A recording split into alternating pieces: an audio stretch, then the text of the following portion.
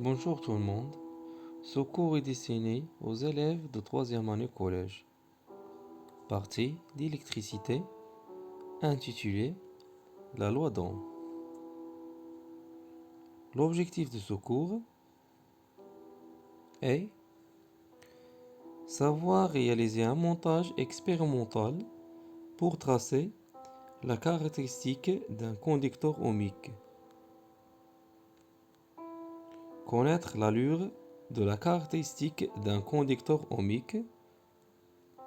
Savoir exploiter la caractéristique d'un dipôle ohmique. Connaître et utiliser la loi d'Ohm. Avant de commencer cette leçon, faisons un petit rappel. Notez que U, c'est la tension électrique exprimée en volts. Elle se mesure par un appareil appelé le voltmètre qui se monte en parallèle. Et I, c'est l'intensité du courant électrique exprimée en ampères. Elle se mesure par l'ampèremètre qui se monte en série. Un conducteur ohmique ou un résistor, c'est un dipôle caractérisé par une grandeur physique appelée la résistance de symbole R. Son unité dans le système international est l'ohm de symbole oméga.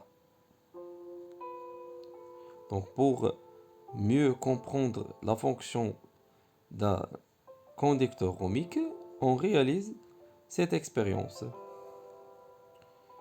Donc soit le circuit suivant qui contient un générateur et une lampe et un ampèremètre. L'éclairage de la lampe est normal et l'intensité I1 est 0,80 mA. Lorsqu'on ajoute le conducteur ohmique, on observe que l'éclairage devient faible et l'intensité diminue. On dit que le conducteur ohmique permet de diminuer l'intensité du courant dans un circuit électrique. Pour déterminer la valeur de la résistance R d'un conducteur ohmique, on peut utiliser soit un ohmmètre ou par code des couleurs ou en utilisant une loi appelée la loi d'Ohm, c'est-à-dire de mesurer R en fonction de U et de I. Donc pour mieux comprendre la loi d'Ohm,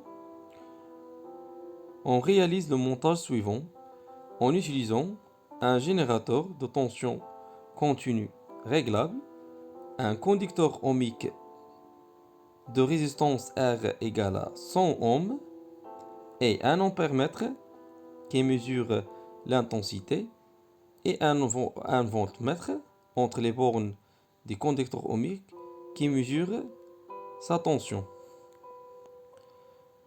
On fait varier la tension aux bornes des générateurs, puis on note à chaque fois l'intensité I et la tension U. On trouve que pour une tension nulle, l'intensité est nulle aussi.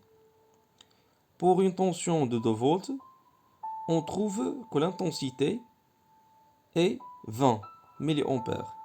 Pour 4, on trouve 40. Pour 6, 60. Et 8, 80.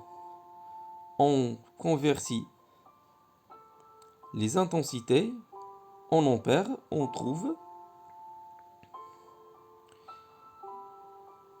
On constate que si la tension U augmente, l'intensité I augmente aussi. D'après ce tableau, on représente ce tableau par un graphe, c'est-à-dire on représente la tension U en fonction de l'intensité I. On trouve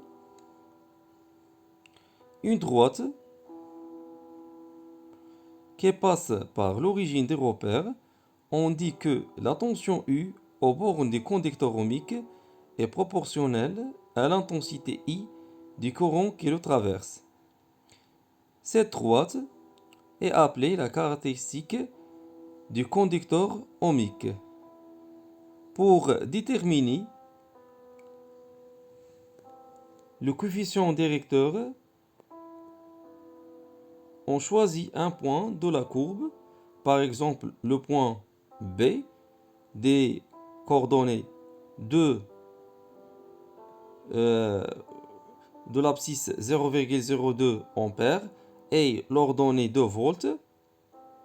On trouve que le coefficient directeur, c'est 2 sur 0,02 égale à 100 et la résistance choisie dans l'expérience est R égale à 100 ohms. D'après ces deux résultats, on peut conclure que R égale à U sur I. D'une façon générale, la loi d'Ohm, c'est la tension U aux bornes d'un conducteur ohmique est égale au produit de sa résistance R et de l'intensité I du courant qui le traverse, avec U, c'est la tension électrique en volts, et R, c'est la résistance électrique en ohms, et I, c'est l'intensité du courant électrique en ampères. Réalisons un petit exercice. Soit la tension aux bornes d'un conducteur ohmique est 12 volts et l'intensité de courant qui le traverse est 130 mA. Donc pour la question est calculer la résistance du conducteur ohmique. Donc pour calculer la résistance de ce conducteur-là, d'après la loi d'Ohm, on sait que U égale à R fois I. D'où R, c'est U sur I. On fait la tension, c'est 12 volts et on fait convertir l'intensité de milliampères vers l'ampère, c'est l'unité internationale de l'intensité. On a 130 milliampères égale à 0,13 ampères. On fait l'application numérique, on trouve que la résistance R égale à 92,3 ohms. Donc voilà pour cette leçon. Merci pour votre attention. On se retrouve dans une autre leçon.